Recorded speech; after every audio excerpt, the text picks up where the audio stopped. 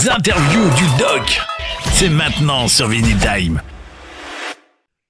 Écoutez, c'est avec un grand plaisir une nouvelle fois que j'ai la chance et la bonne chance, on va dire, de recevoir quelqu'un qui écoute beaucoup de musique et qui est un très grand créateur de musique, qui fait beaucoup de choses, que j'ai toujours eu plaisir à suivre sur scène avec tous les différents groupes, avec Bobby Kimball, avec Fergie Frederiksen, avec Robin McCauley, avec bien sûr le grand Jimmy Jamison. On a la chance cet après-midi de recevoir Monsieur Tommy Denander depuis le nord de la Suède. Hello, Tony. How are you? Good to see you again. Thank you so much for accepting my invitation. I just said to the people, I'm really happy to speak with you again on the north of Sweden. Exactly. You know, the Swedish-French connection is always alive. It's always a good thing. I love France. I've been to France for so many times. First time 1981. I was one of those, you know, exchange student things in England.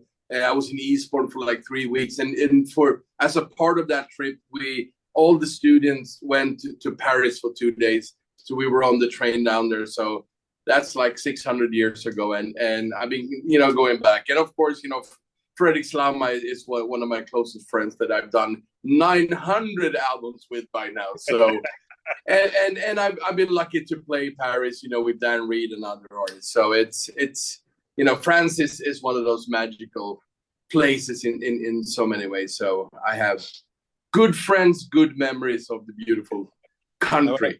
Comme le dit Tommy, alors on est très content de recevoir Tommy une nouvelle fois. Il est venu en 1981 pour la première fois avec des échanges depuis l'Angleterre. Comme il le dit, il est très copain, bien sûr, avec Frédéric Slama. Il a tourné avec Dan Reed. Il est venu plein de fois en France. C'est un grand plaisir. On va parler cet après-midi de son nouvel album qui vient de sortir, qui s'appelle Reset. Alors, je ne sais pas s'il a tout reseté, mais on va lui poser la question. Il y a des très bonnes chansons. Comme vous le savez, Radioactive, c'est un des plus grands projets de Tommy. Et puis il a ressorti quelques temps. Il y a d'autres albums, on va en parler aussi. So, Tommy, you're coming back with a new one, which is called Reset. But I think you does not reset anything. In fact, it's a good one again and again. Yes. Well, I mean, there's two reasons why I'm resetting my life for this one. When I did the last album, XXX, which was the 30th anniversary of Radioactive,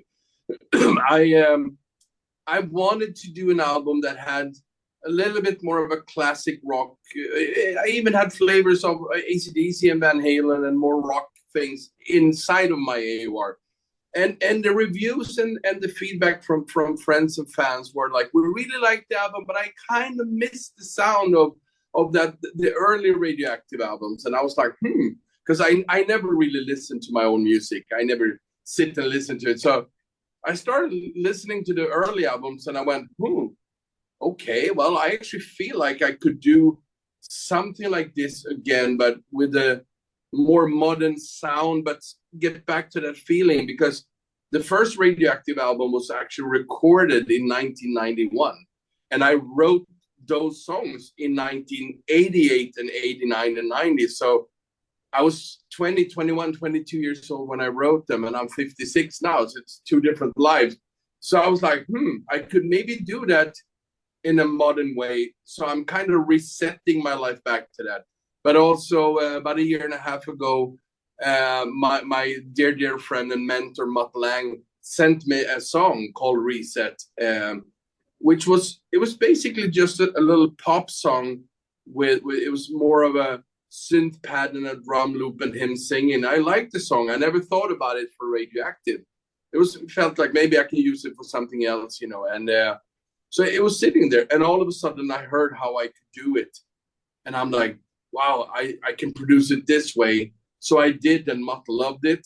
I got Robin McCauley to sing it again because he and Mutt can sound pretty similar, and Robin is amazing. So, and he had already done on the last album songs that I did with Mutt that worked perfect.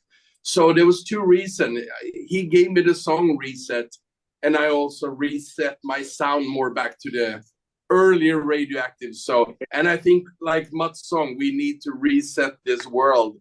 It's too much negativity, too many wars, too many angry feelings in general. You know, people should like stop and reset everything back to a easier and more happy life. It's not easy, but that was the reason why this album ended, you know, with the title Reset. Ouais, bah voilà, alors vous avez compris, il y a plein de choses. Alors pourquoi l'album Reset? Bah parce qu'il voulait revenir. Au début en fait de Radioactive, le premier album s'appelait Ceremony of Innocence, on va le nommer. Il était sorti en 2001. Et puis quand il a sorti le XXX, le triple X, il y a beaucoup de gens qui sont revenus en disant ouais, le son, bah, il manque un petit quelque chose. Et comme le dit Tommy, bah, il n'écoutait pas plus que ça ce qu'il avait fait avant. Et il a dit bah ouais, je vais peut-être réfléchir. C'est bizarre, il y a plein de gens qui me disent que le son est moins bien. Et puis il a reçu un morceau de Robert Mutlange, tranquille, qui s'appelle Reset. Et puis il l'a écouté, il a dit que c'était pas mal. Et puis il a dit on va essayer de mettre le mix de la voix de Robin McAuley sur ce titre Reset. Et puis ça a collé super. Et comme le dit Tommy, bah, ça serait peut-être bien que de temps en temps, pour plein de choses, on refasse un reset, tout simplement, qu'on revienne à quelque chose de plus normal et que derrière, on se sente bah, peut-être mieux, même si en ce moment, c'est compliqué, comme il le dit. Mais en tout cas, il a voulu revenir avec ce reset à un son plus de l'origine, on va dire, de Radioactive et de recoller un petit peu à ce qui se faisait avant. Yes, Tommy, this is a lot of stuff which is coming since 2001 because we speak about Ceremony of Innocence. We have Yeah, we have Taken, we have Four, and Triple X coming like an anniversary. And with Reset, we open maybe a new doors for Radioactive. With you coming back at the beginning, but with a song of the beginning, with more energetic songs or something like that. But maybe you open something a little bit new with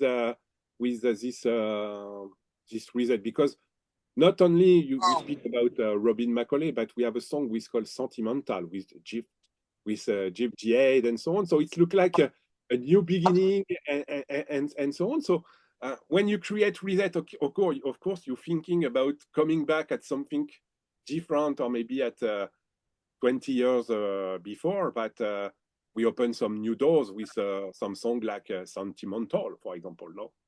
No, absolutely. And I mean, the sound of Radioactive has always been a very Toto-ish kind of rocking sound. I mean, that's my favorite band growing up. So that's where it came from. And of course, all the Toto guys played on the first Radioactive. I mean, that's also, it helped a lot to have a good Toto sound when you have Jeff, Mike, Steve Porcaro, and David Page as your backing band. It was not a bad situation. So the Toto flavor has always been there. No.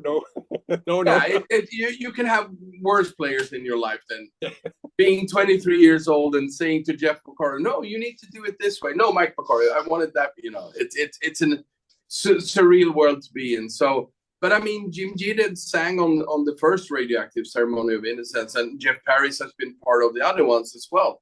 So I also Richard Marx, no? Richard Marx working with you on this first one, no? No, yeah, exactly. Richard Marx co-wrote this song on the first. Yeah, exactly. So Jeff Parris did on the four. He did some really amazing backing vocals and lead vocals. We wrote some really good songs, and we, you know, both Jim and Jeff have been good friends for so many years. So I just also felt that I asked them both to do 4 songs each, to not have so many singers, to get more of a band sound. Because on the first albums, there's like a new singer for every song, and it works, but it's almost like a compilation album. It's not a band sound except for me and the way I write and produce, but I wanted it to be more like one sound, and I like that. So luckily, both of them agreed to do 4 songs each, and actually in was it 9 days? Now on October 30th, Jim G is releasing his solo album Full Circle. That's turning 20 years old. That we did 20 years ago. We did his solo album that I produced.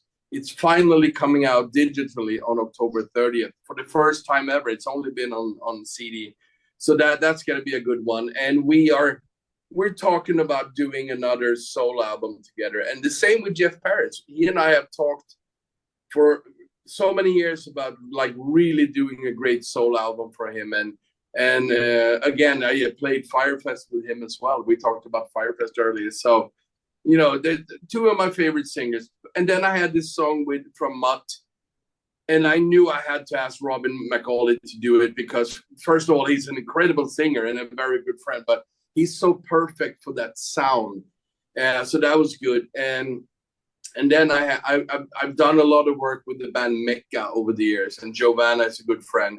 And I remember Joe's son from when he was a very little kid, Joe Ivana. He was just a little kid, and he grew up to become an incredible singer and a great guitar player, a great musician. So it was Joe who said, you know, why don't you have Joey sing a song on that album? I went, yeah, absolutely, because we need to think about the new generations, you know, and he's not that little kid anymore. He's growing up. So he did a fantastic job.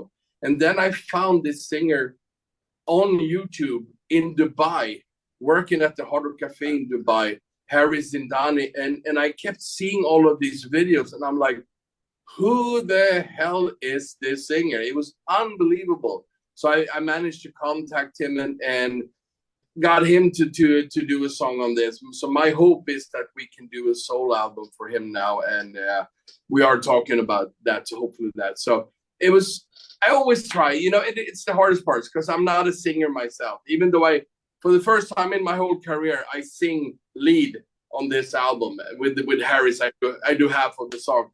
And I've never worked so much for 2 weeks in my whole life to make me sound like I can even be a singer. I'm not a singer. So I always have to find great singers to work with. And sure, you can just call them and say, you know, here's a lot of money, come and sing for me. But we usually help each other. Normally it's been, if I work for Bobby Kimball on something, or Fergie Fredriksson, or whoever it is, I did a lot of work with Jimmy Jamison on his albums. I said, don't pay me, sing on my album when it's time. So it was Fergie Fredriksson who said, we call it the bro deal. We're brothers. We help each other. So that's the long answer to the whole question. I know. I like the bro deal. Yes, the bro deal is very good. And it's good for everyone. Yes. Bah voilà, donc vous l'avez compris. Alors on parlait du morceau sentimental, et puis on est parti un petit peu à parler du premier album. Alors comme vous le savez, sur le premier album, c'est pour ça qu'on va reparler un petit peu de ce premier album qui s'appelle Ceremony of Innocence. Le premier album de Tommy Denander, il y avait quand même du très lourd sur ce premier album. Il y avait plein de bons chanteurs. Alors il y avait quand même Steve Porcaro, Bobby Kimball, Fergie Fredriksson. Il y a eu des chansons écrites avec Richard Marx, Tommy Denander bien sûr qui était dessus. Plein de bonnes choses, et en fait ce que voulaient les gens, en fait, c'était de retrouver peut-être cette approche très Toto, très journée, qui était le premier album de Radioactive, que vous pouvez réécouter bien sûr, même si on parle de Reset. Et puis là, dans cette approche, bah, comme il le dit, il avait aussi envie de travailler avec des très grands chanteurs. Donc il a bien sûr travaillé sur cet album avec Jeff Paris, avec Robin McAuley, avec Joe Ivana qui joue dans Mecca, avec Jim Head du groupe Alien, dont va sortir un nouvel album. Et Alien sera au Sweden Rock cette année. Et puis, il a découvert un chanteur génial qui travaille au Hard Rock Café à Dubaï, qui s'appelle Dio Harris. Je vous conseille d'aller écouter ce morceau sur Reset. Et Tommy, pour la première fois de sa vie, il chante sur cet album.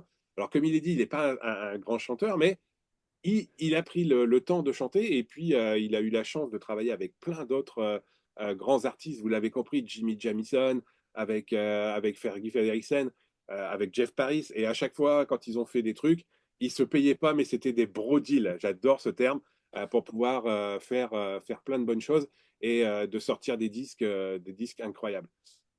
Of course, Tommy, maybe we can just coming back again to Reset, because a lot of people maybe wants to reset Radioactive, because a lot of fans of Toto as a journey, or maybe Survivor, with maybe the key of the success of Radioactive since the beginning.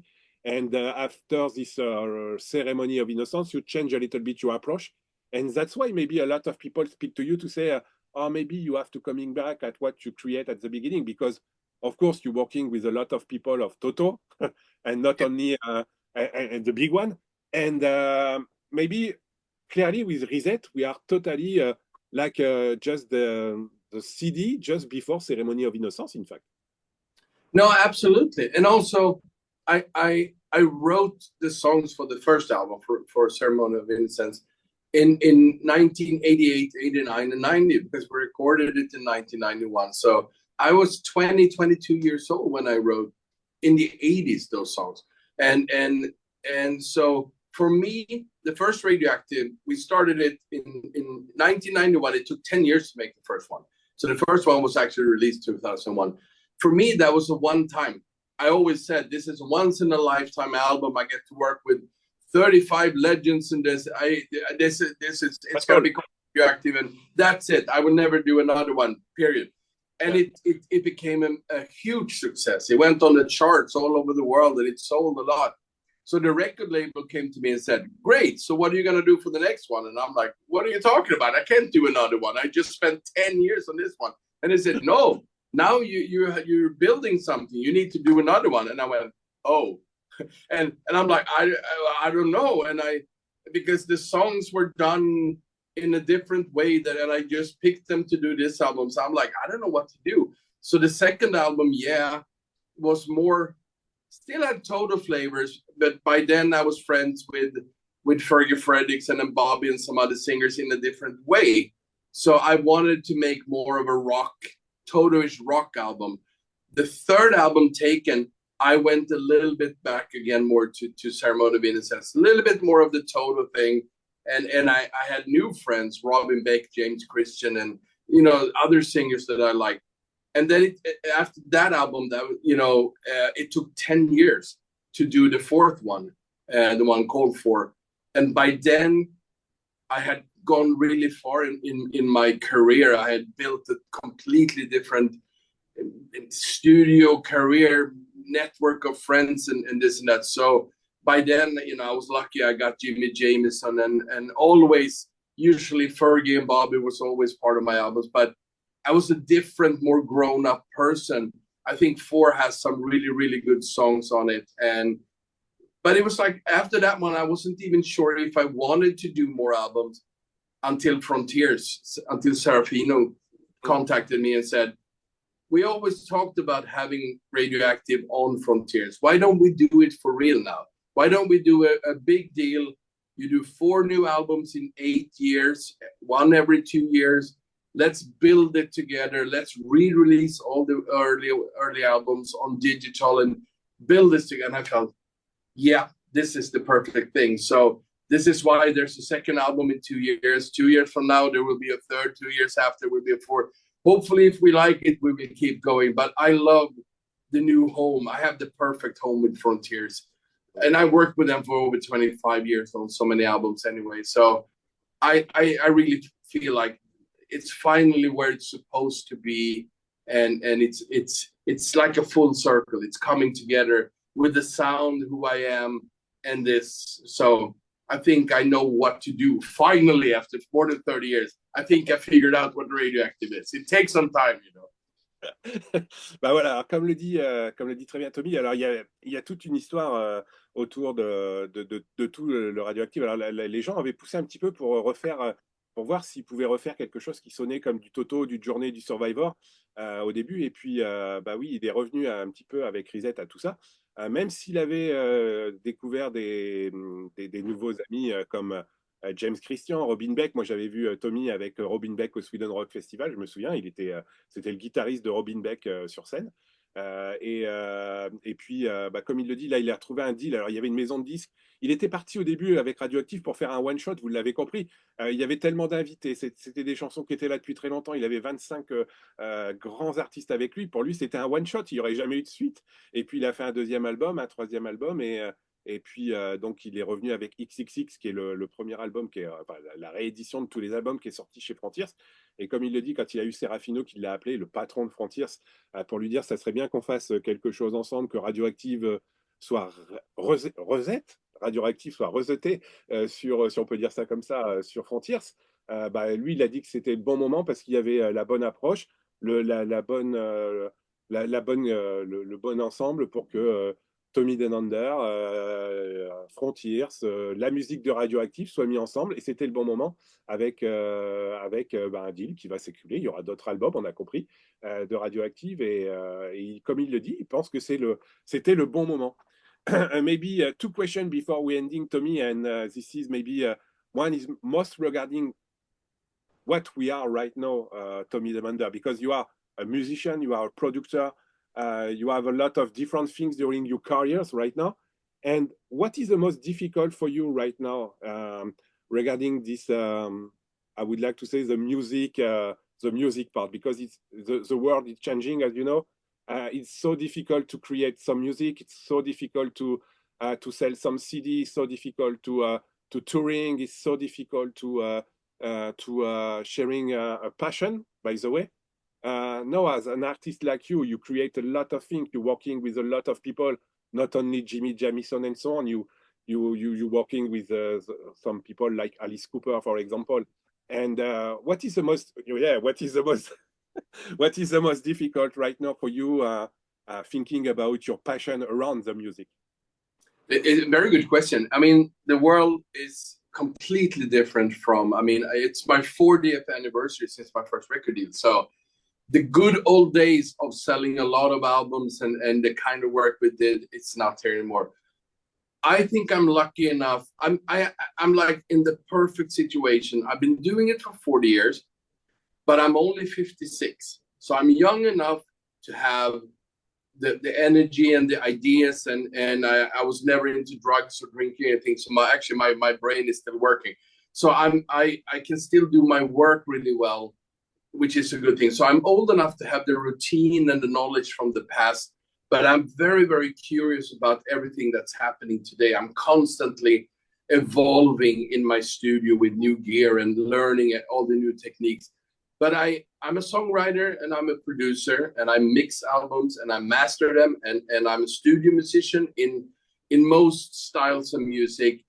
So I mean, this year I had my third #1 song on the Billboard charts in America. I had 2 #1s with Alice Cooper that I co-produced and everything. But I co-wrote a song with Ace Frehley from Kiss on his new album that was the #1 on Billboard. So, and also I've done 4 or 5 albums as a musician that are #1s on Billboard, which is normally not something most rock musicians get to do, to have like be #1 in England, in Germany, and Japan and stuff like this with big artists. So I'm lucky that my walls look like this, that I still get a lot of golden, and platinum records for all kinds of work. So this year I've been more busy than almost since the 80s. It's been absolutely insane, the amount of work.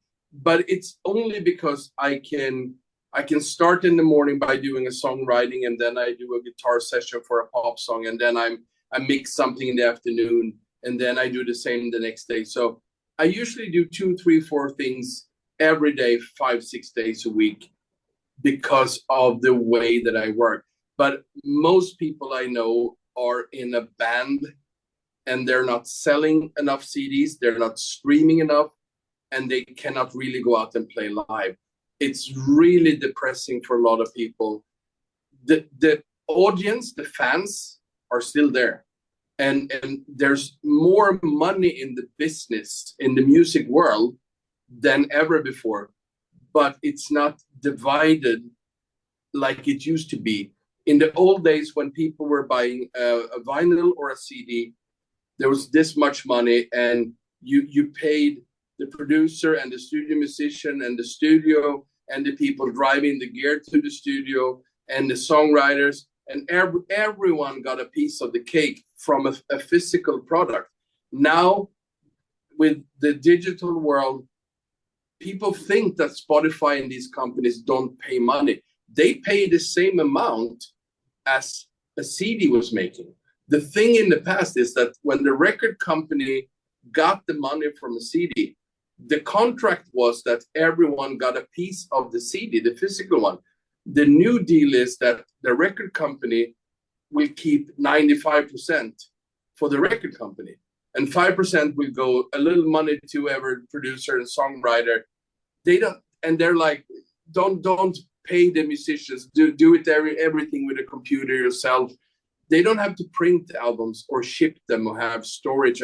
So the business model is wrong. The money is still here, but it's kept for the people running the labels, not for everyone in the business. So I'm one of the very lucky ones who is able to do this. I also do artwork. I do the covers. I do videos for people. I do a lot of creative work to have a living in this. But if I did what I do today in the 80s, if I could do what I do today in the 80s, I would be richer than Desmond Child. and you don't make that kind of money now. You can survive and have a life. But if I could do what I do today back in the 80s, I would own my own country. It would be Denanderville, and everyone would come to a permanent fire fest forever, you know. Bah voilà, vous l'avez compris. Alors, on parlait de la. Alors, vous savez, Tommy, c'est un grand producteur, il fait plein de choses, vous l'avez compris. Voilà, la question, c'était comment il ressent ce qui se passe dans ces années. Bah voilà, vous l'avez compris. Le modèle est pas bon parce que tout ce qui était payé avant, vous l'avez compris, a été dispatché suivant le producteur, les artistes, les uns et les autres. Aujourd'hui, la partie digitale, bah, c'est la maison de disque et puis il y a une petite répartition qui est faite sur le reste. Et donc, ça va pas. Comme il le dit, s'il faisait ce qu'il faisait dans les années 80, il serait plus riche que Demon's Child. Donc voilà, c'est quand même incroyable. Mais en l'état, c'est là. Donc comme le dit Tommy, aujourd'hui, il fait plein de choses. Vous l'avez compris, il fait de la vidéo, il fait de l'artwork, il fait de la musique, il a travaillé beaucoup avec Alice Cooper, avec Alfred ces derniers temps. Donc lui, il vit bien parce qu'il fait plein de choses à côté. Il peut faire le matin, comme il le dit, de la pop musique, l'après-midi faire une vidéo, le soir faire 3 riffs de guitare pour une session. Voilà, il fait plein de choses parce que c'est un grand artiste. Et comme il le dit, il a toujours sa tête qui est là, qui lui donne les bonnes idées, qui lui donne les bonnes orientations, ce qui fait qu'aujourd'hui, lui s'en sort, mais il comprend très bien que les artistes, c'est très difficile pour eux, pour vivre, pour vendre du CD. Les gens sont toujours là pour acheter du CD ou du vinyle, mais c'est le modèle qui ne fonctionne pas et effectivement, c'est de plus en plus difficile. Maybe before we ending, Tommy, one difficult questions right now. For you work with a lot of people. What is the most important, or maybe what is the most music that you create with someone right now? It is a song with Jimmy or Fergie or Bobby, or maybe something on the pop music. What is the most important as your eyes right now after so many years of creation of music? I often get the question like, what's your favorite thing you ever did? And it's more than 3,000. I think it's getting up to almost 3,500 because I stopped counting. And again, it's like all the walls everywhere. It's more than 100 gold and platinum records. So it's like picking favorites from 40 years. I would say that Alice Cooper is the one that I've probably done most work with. We've done 5, 6, 7 albums, something like that. He's played 4 of my songs, I think it is, on many tours. And I got to co-produce his albums with the great Bob Ezrin and stuff like that. So Alice was a big idol for me since the 70s. But I started with music because of Kiss. I saw a poster of Kiss 1975. Ace Frehley was my first guitar hero. So I got to play on Paul Stanley's Live to Win, and I got to write a song with Ace on his new album. So that's like that whole thing. But it's also, it's like, you know, yeah. I had posters of Deep Purple, Alice Cooper, and Kiss on my walls. Now I have gold records with these people, and it's I see them every day, and it's kind of surreal. So I think I'm always very aware of how blessed I've been to have done this and still do this with so many of the people that I so truly admire. I worked on the Hollywood Vampires album, and on the song that I wrote, it's me, Johnny Depp, and Jeff Beck on guitars. And with Alice Cooper, I wrote, Bob Ezrin said, can you do a song that's kind of a Deep Purple, like a simple Smoke on the Water, simple song? And that's like the hardest thing to do. And I finally came up with a song called Fallen in Love. It ended up being, and we were recording it, and Alice says, this is a CC Top song. And I went, oh God, you're right. Yeah, we should get Billy Gibbons to play the solo. So he calls Billy up, and Billy plays the solo. And it's like, you're connecting all of everyone that since I was a kid that I admired and loved and this and that. All of a sudden, you're connecting the dots. and I was Bobby Kimball's band leader for 25 years, and toured the whole world and playing all the Toto songs with all the Toto guys. It's songs that I grew up with. I have these pictures of me and Eddie Van Halen that I got to, for a short while, be friends with. I think the favorite baby is the story itself that is magical. It's like having 20 kids and tell people, you know, who's your favorite kid? All of them. It's one of those. I'm just extremely grateful and very extremely humble of the fact that I've got to do this for 4 years and that I still do it with so many great people, because nobody gave this to me. This is what I always tell people. I was a small kid in a small town north of Stockholm in Sweden. I wasn't born in Los Angeles. I didn't grow up next to these people. I sat in this little town and said, I want to go there and work with that people and this band and this artist. So how do you do it? And only me did it. I did the work and I made it happen. So I think that's the shining diamond that I'm most proud of, that whatever I've done, I created by working hard and staying away from drugs and drinking. I drink this, looks like very AOR kind of energy drink, which is a 100% vegan and super clean. That's basically the worst thing I do. I don't smoke, I don't do anything. So it is the journey itself, which is the answer to your very good question that I'm most proud of. And I could tell you 100 incredible people. Firefest 2010, Jimmy Jameson. The first tour of Japan with legends, with Bobby Kimball and Fergie and Champion and Steve. All of these. I mean, it's like, it's never ending and always on my mind how blessed I am. Mutt Lang, for 12 years, he's been one of my best friends and my mentor. And I'm not even the same person because of this brilliant human that is one of my best friends. So it's like, you know, but if we take all of these 40 years and we put it into one ball, it still disappears compared to being a parent. Being the dad of my daughter Holly makes everything else nothing. So it's a beautiful combination of both. So that is the very truthful answer to your very nice question. Voilà, bah, comme le dit Tommy, vous avez compris. Alors, je vous posais la question de quoi il était le plus content, parce que plus de 3000 disques, ça le fait. Voilà, c'est quand même une belle carrière. Bah, il a travaillé avec les plus grands. Il a été très content de, comme il le dit, il est parti de posters dans sa chambre à des disques. Vous voyez pas la vidéo, mais des disques d'or partout dans sa pièce. On parlait d'Alice Cooper, on parlait de Deep Purple, on parlait d'Hollywood Vampire. Comme il dit, quand j'ai écrit une chanson avec Bob Ezrin, Jimmy Depp, et on a appelé Alice, dit, oh, ça ressemble à du ZZ Top, bah, on va appeler Billy, Billy vient, il joue, puis voilà, quoi.